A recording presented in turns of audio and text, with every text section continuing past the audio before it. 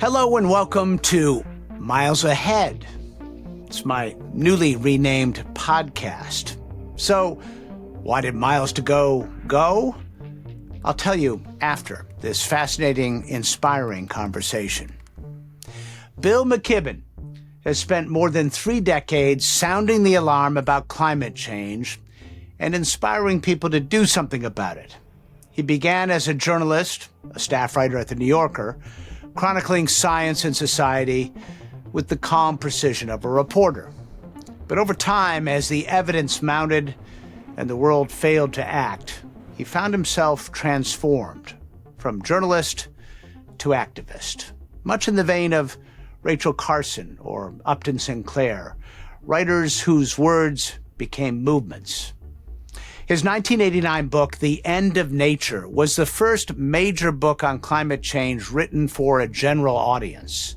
Since then, he's written more than a dozen books, founded the climate organization 350.org, and helped build one of the largest global networks of citizen activists the planet has ever seen.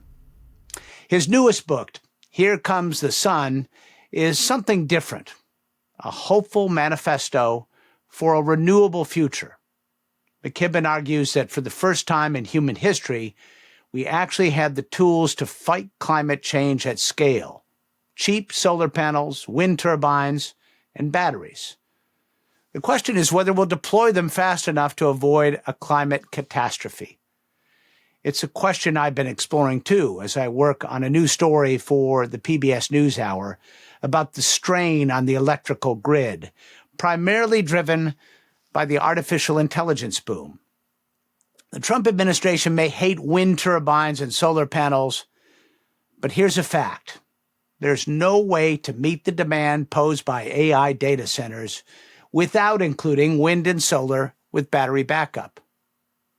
Bill McKibben and I talked about how we got here, what's possible now, and why, after all these years, he's finally feeling a flicker of optimism, despite the clear evidence that the fossil fuel interests pulling the strings at the White House are fighting hard as ever to make our country a leader for the 19th century.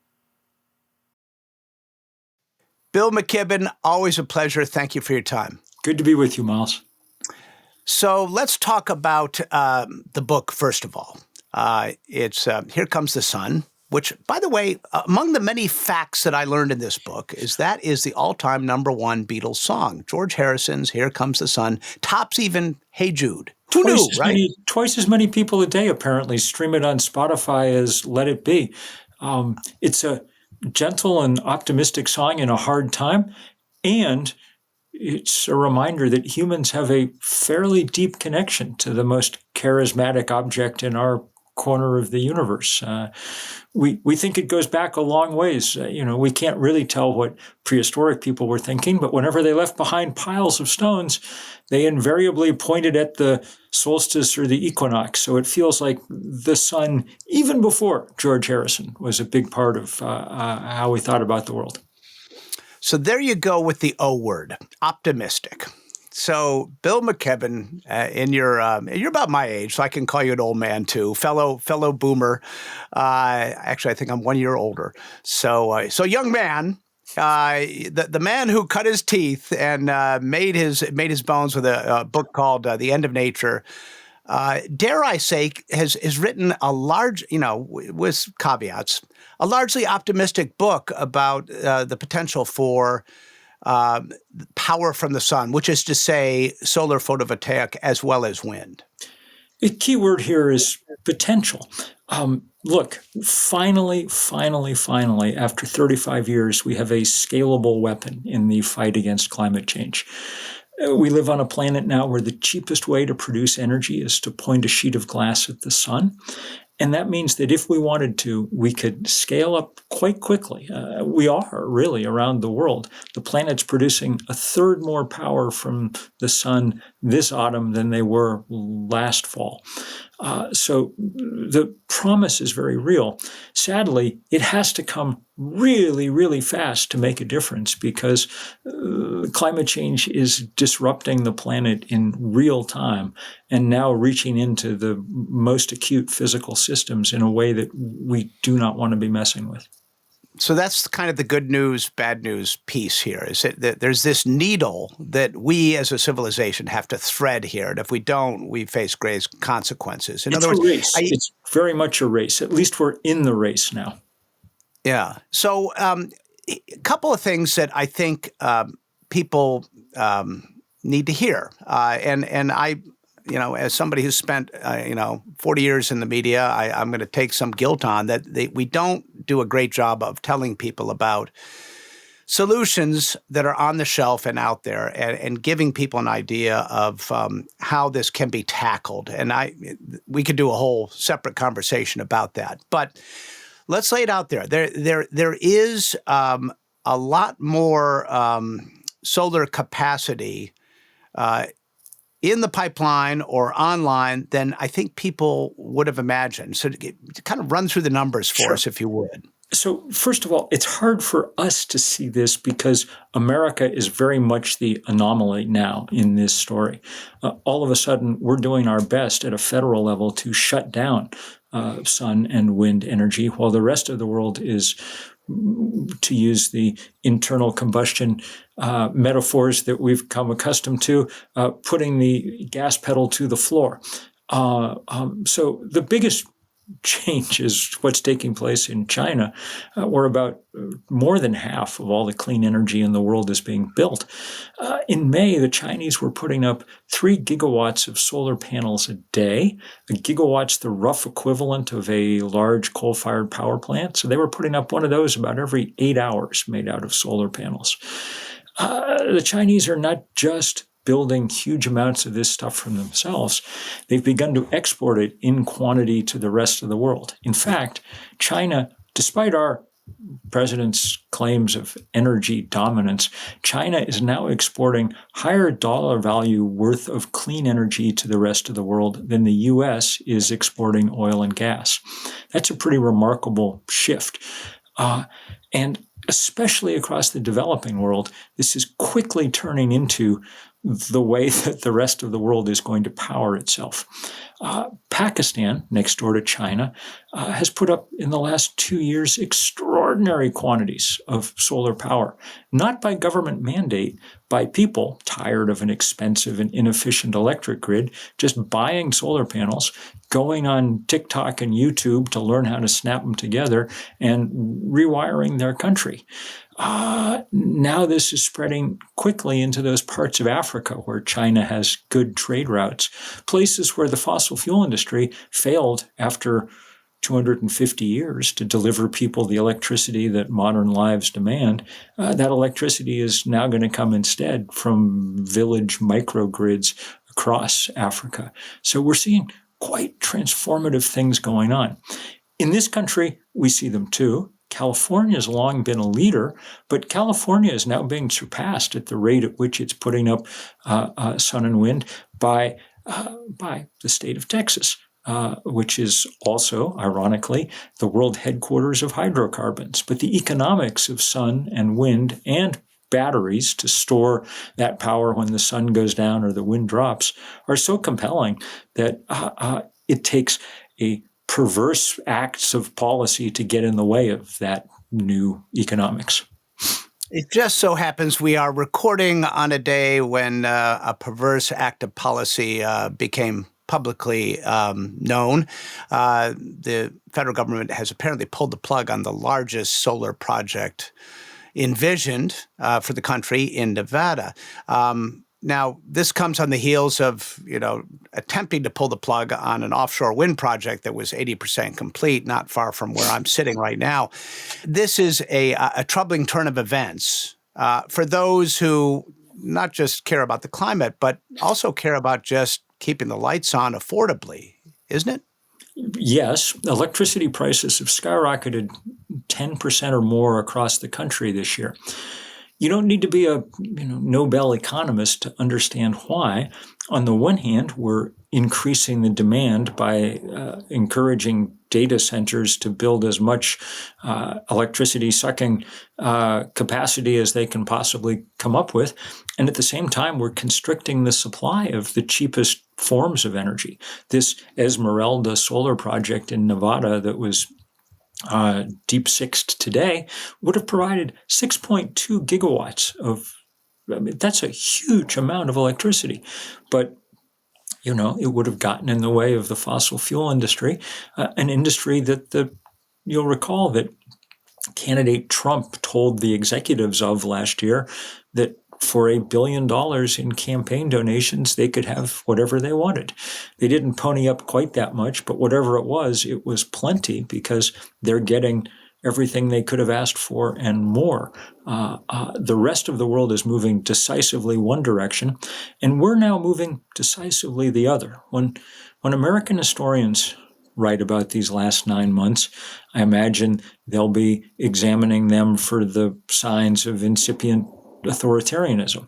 When world historians look at this period, I think the thing they'll focus on is the very sudden shift of economic and technological primacy from the U.S. to China, and with it, I fear, a political primacy in the world as well. It's already happened in so many ways, I think. Let's try to shatter a couple of myths here. It seems as if the debate on renewables and the discussion on renewables is stuck at least a decade ago.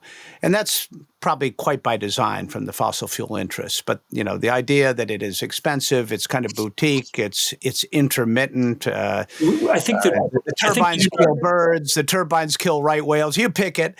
There's a whole series of issues here which are just not true.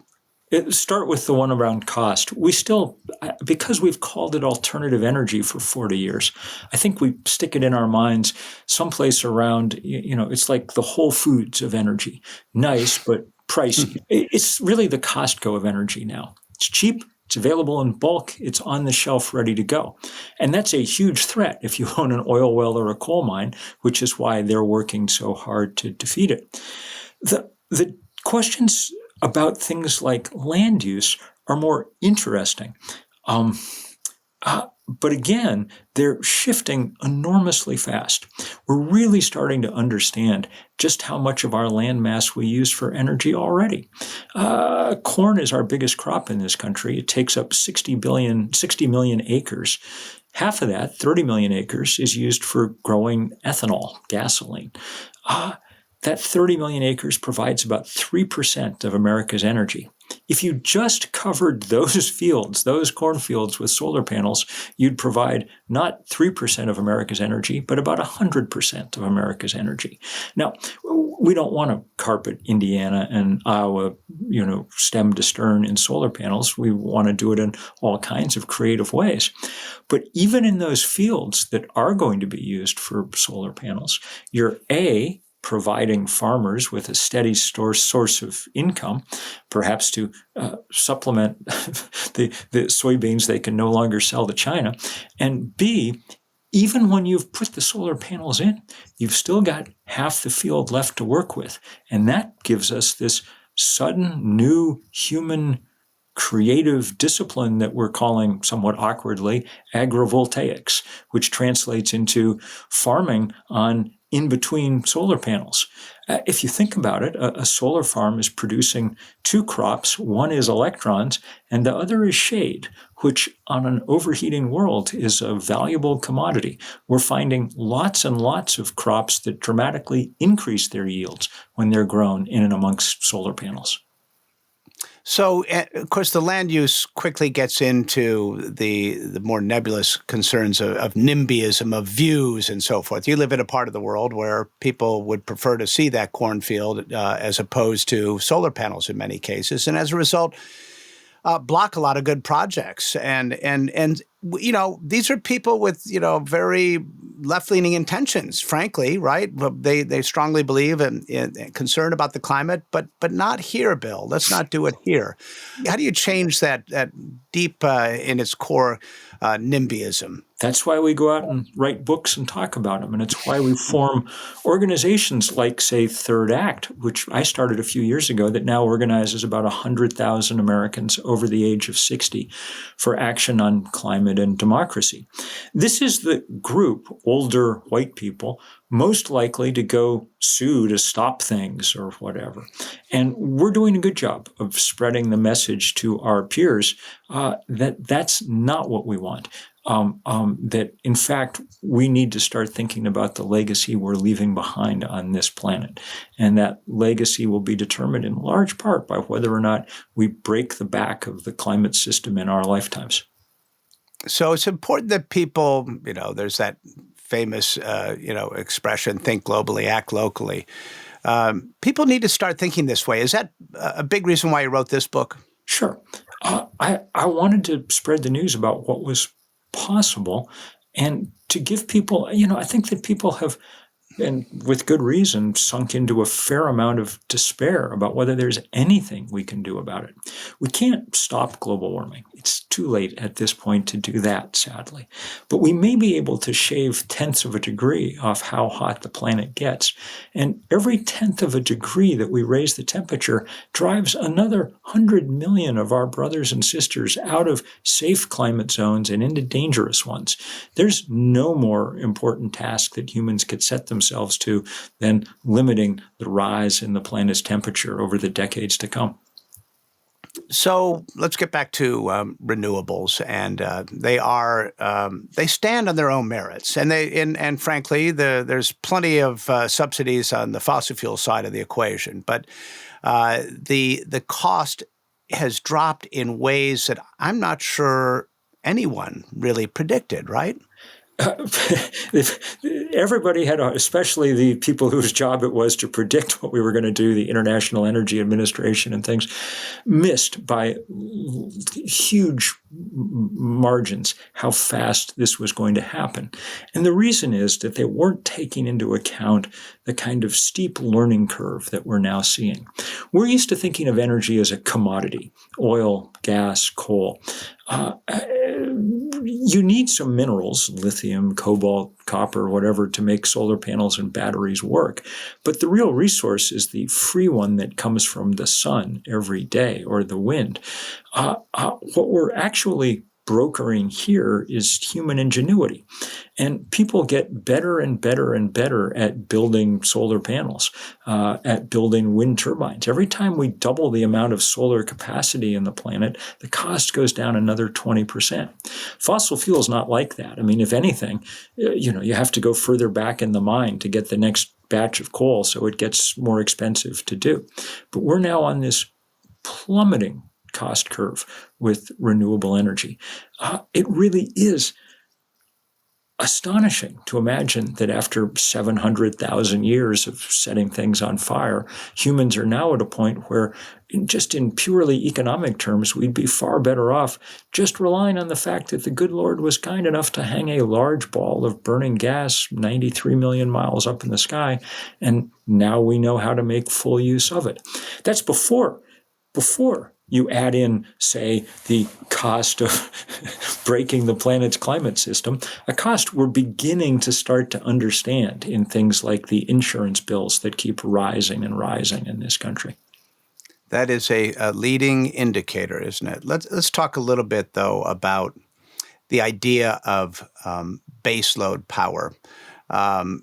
Dispatchable 24/7 kind of power, which we have conventionally thought about as either fossil fuels or nuclear or so forth. Another astonishing thing to me, frankly, has been how quickly grid-level storage has come online. Yep. Is that moving quickly enough? Is that becoming affordable enough, fast enough to make think of renewables as dispatchable baseload even? Batteries are going down in price at least as fast as solar panels, maybe faster now. We're finding hundreds of ways to store energy at all scales, from your basement, where we can link together thousands and thousands of homes into what we're calling virtual power plants. In my home state of Vermont, the largest power plant is this collection of batteries in people's basements that the utility knows how to call on peak days, to enormous grid-scale storage batteries. Texas is, again, a good proof point here. You'll recall that Texas has had some trouble with blackouts in recent years.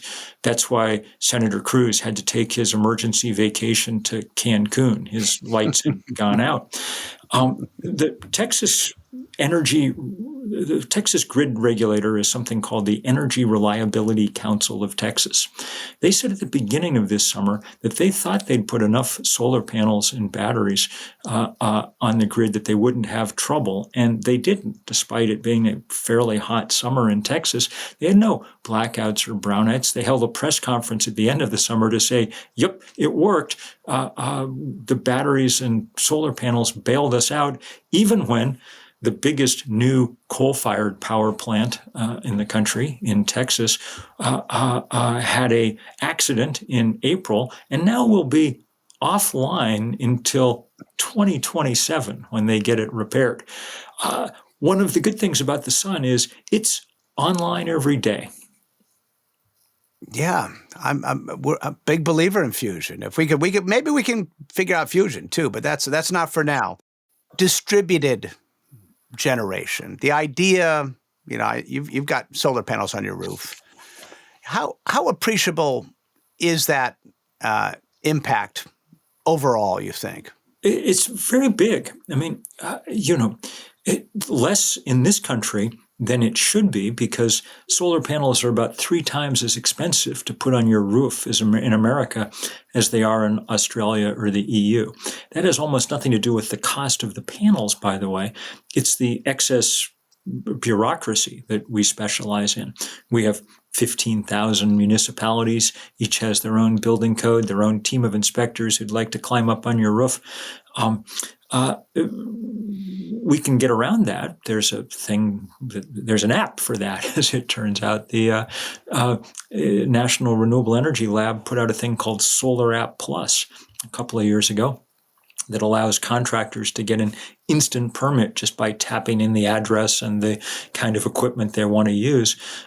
California, Maryland, and I think New Jersey now mandate this, but we can speed up the rate at which homeowners put solar on their roofs.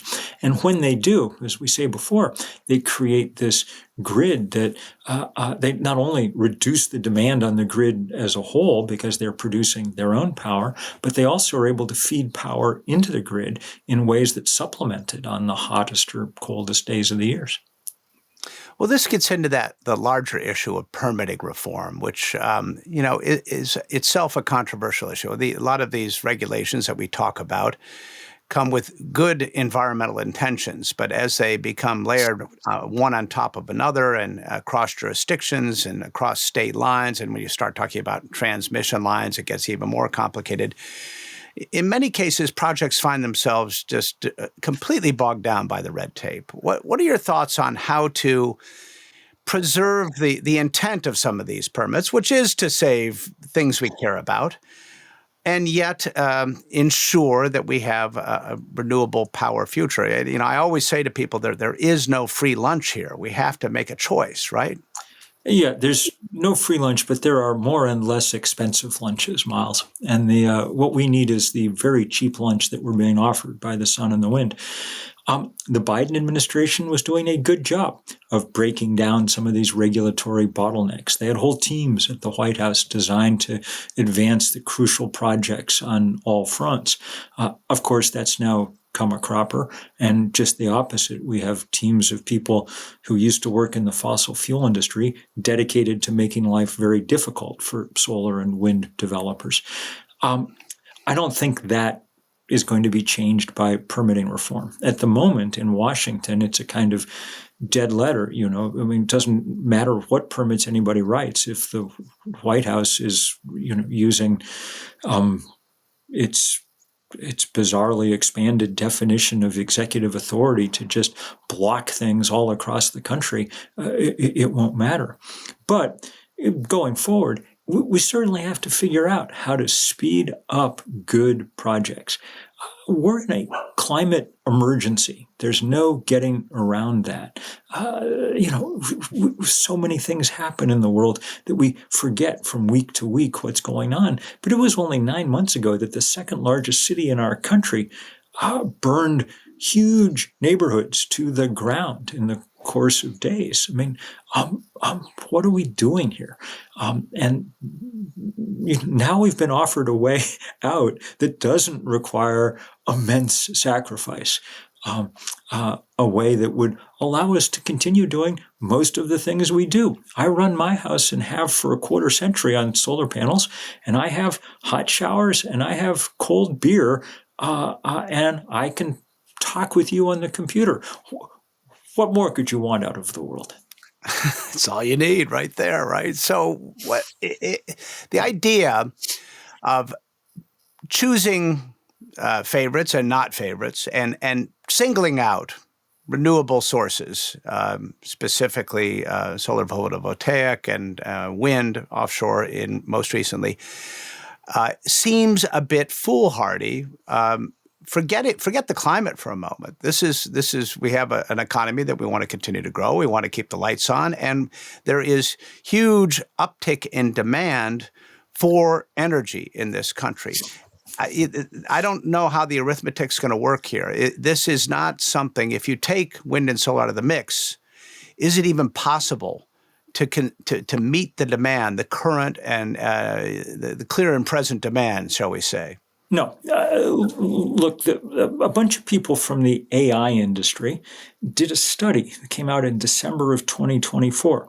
And they asked themselves, if we have to build all this stuff as quickly as everyone says, and by the way, I'm a little agnostic on whether this is going to, I think there's an increasing chance that this is a bubble and right, that may well burst. But if we have to build this stuff at the pace that everyone's saying, the only way to do it is to use the fastest technology we have, which is solar and wind.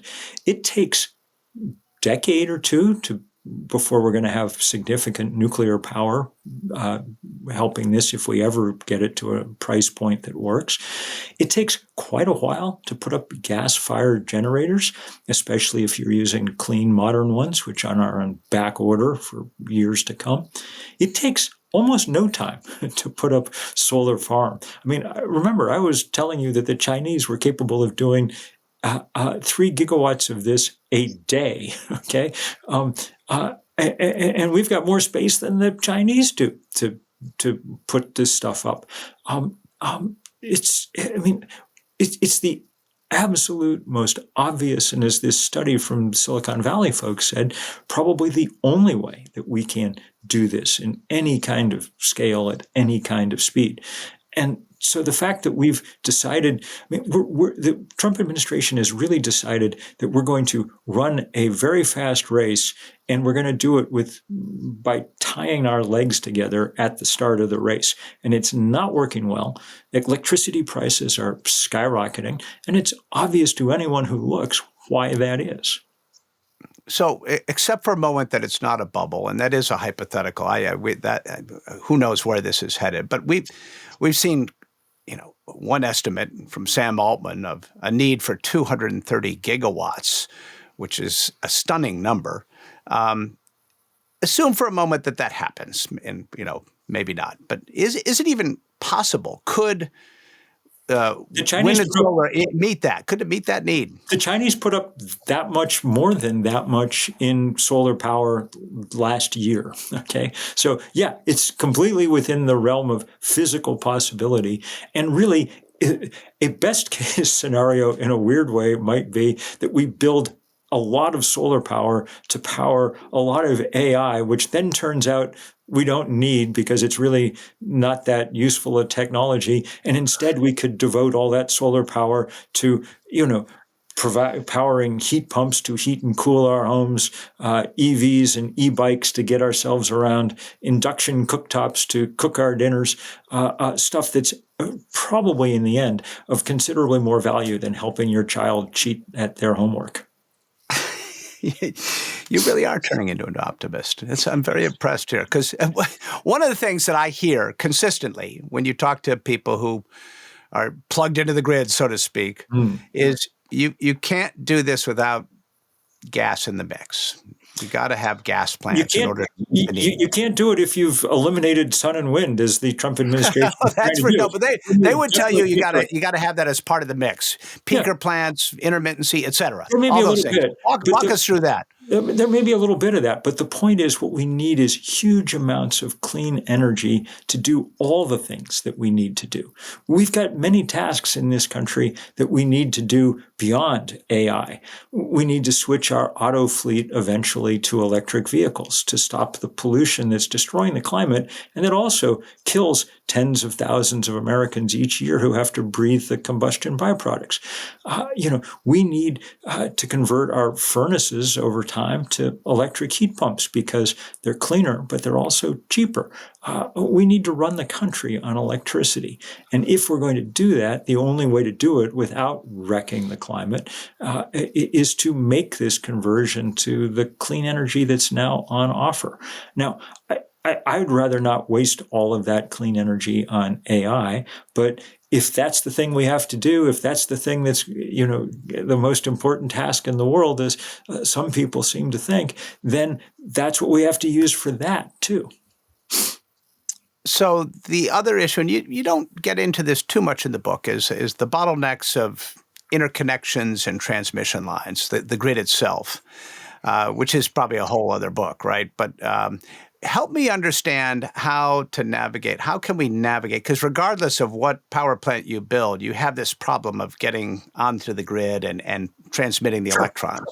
Sure. What do you see as solutions there? So in the very short run, we've actually learned a lot in the last few years about how to take existing grid and move a lot more power down it. There's ways to essentially double the voltage that you can move down these transmission corridors. But we're going to have to build more of them. And that's exactly the thing the Trump administration is trying to stamp out. They've killed a bunch of these interconnection projects because, remember, they do not want that world where we're moving energy from, say, the desert to the cities. What they want is a continued world where we have small islanded fossil fuel installations all over the place, just like we've come to know and not love for decades and decades. We have to move past that, and we can. And we have lots of tools that people around the world are discovering. Heck, in Europe, they're now actively pursuing building big underwater cables from North Africa and the Middle East to Europe to provide them with electricity across the EU. Saudi Arabia is emerging as one of the big solar players in the world. They've got lots and lots of sun, and they realize that there is a declining market for their main product, oil. They seem determined to remain rich no matter what. And the sun is one of their tickets out, I think. That's an interesting insight. What you're telling me is, from the fossil fuel industry perspective, a balkanized, sort of dysfunctional grid is to its advantage? Is that accurate to say? Yes. The fossil fuel argument is, let's stay where we are now forever, or at least change as slowly as is humanly possible. And that, so everything that they're doing is in the service of that end. I mean, we're resubsidizing coal now and promising, we've closed off federal lands to sun and wind, but we're willing to open millions and millions of acres to new coal mining. I mean, we're busily adopting 18th century technology in 21st century America. If we keep at it like this forever, for the next decade or so, then assuming we're still granting tourist visas to anyone to come to America, they'll be coming here to kind of look at the colonial Williamsburg of internal combustion, coming to gawk at how people did things back in the olden times. What we need is what everybody else in the world is turning to. Effective, efficient, modern grid that moves electrons all over the place and allows us to share them. And once you've got that, you can do huge things with it. So, for instance, if all the cars in America were EVs, and in many countries, that's quickly what's happening. The Chinese, more than half the cars they sold last year had a plug in the back. If America's cars were all EVs, there'd be enough energy stored just in our cars to power the entire nation for 2 days. You can move that power back and forth across the grid. Our car fleet would become the biggest battery the world had ever seen. So the possibilities are remarkable, and they're helpful for everyone who doesn't own an oil well. The problem is, of course, that our political system is too easily gamed by people who do own oil wells. And that's really the bottom line of what's happening around us now. It does seem bought and paid for. So come to America, land of yesteryear. See how we used to live, right? And here's the thing. Here's the thing that's really annoying about that. All this stuff was invented here.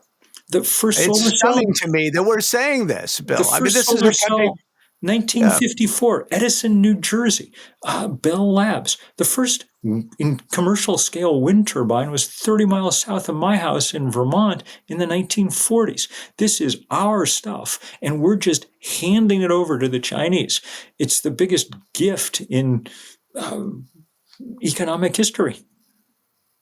I don't know. Always follow the money, right, is what they say. So, it seems to me, you speak of China frequently here because they are clearly on the rise on this, and they have really adopted this idea. They're still building a lot of coal plants, but as you say, their move in this direction is they're actually using less coal now than they before.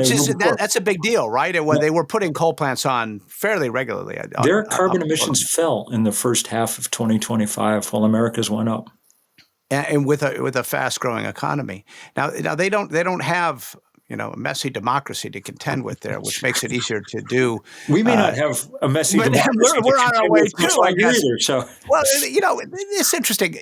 As a side note, what is it about authoritarian regimes which generally tend to walk away from science? Now, I'm not seeing that in China right now, but what is it about Vladimir Putin, or for that matter Donald Trump, that it rejects science? Well, I think in this case it's very particular. As long as we rely on fossil fuels, we rely on something that's only available in a few places. And so the people who control those places end up with huge amounts of power. Vladimir Putin is the European example. He's used his winnings to launch a land war in Europe in the 21st century. But in this country, it's our control of oil and gas that allows Donald Trump to imagine what he keeps calling a period of energy dominance by the U.S. The rest of the world, 80% of human beings live in countries that have to import fossil fuel, not export it.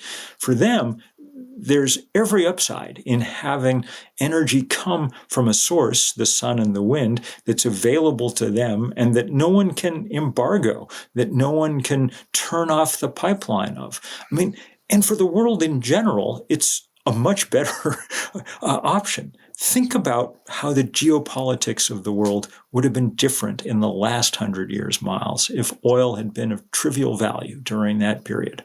Think of the number of wars and coups and assassination attempts and terrorist plots and things that would have been avoided if everybody had access to this commodity that everybody needs close to home, instead of relying on long, far-flung pipelines to get it from one place to another. You are talking like a revolutionary there, pal. I got to tell you. Do you see, as the administration willy-nilly starts canceling renewable projects and doubling down on coal, which I don't know how that's going to work in the real world, but be that as it may. Do you see grid instability, brownouts, and high prices for people, or where does this all end? we're definitely going to see prices going up and up and up. And, in a working democracy, that would end with the people who were putting the prices up and up and up getting unelected and unceremoniously. I'm